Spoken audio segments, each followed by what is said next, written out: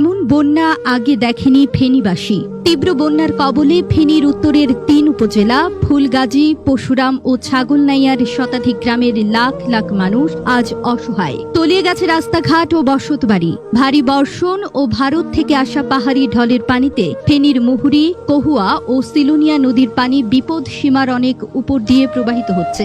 এর আগে প্রবল বৃষ্টিতে ২০২৪ সালের ২রা আগস্ট পরশুরামের মুহুরী নদীর বেড়িবাঁধের ১২টি স্থানে ভাঙনের সৃষ্টি হয়েছিল।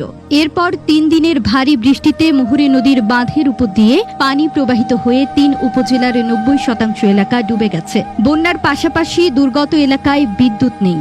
অনেক ঘরে রান্না করাও সম্ভব হচ্ছে না। ফুলগাজী উপজেলার বহু বাড়ি ঘরে পানি ঢুকে পড়েছে। ফুলগাজীর মুহুরী, সিলুনিয়া নদীর বাঁধে নতুন করে কোনো ফাটল না দেখা দিলেও বাঁধ উপচে আসা পানিতে বিস্তীর্ণ এলাকা প্লাবিত হয়েছে। ছাগলনাইয়া উপজেলার ৫টি ইউনিয়ন এবং ছাগলনাইয়া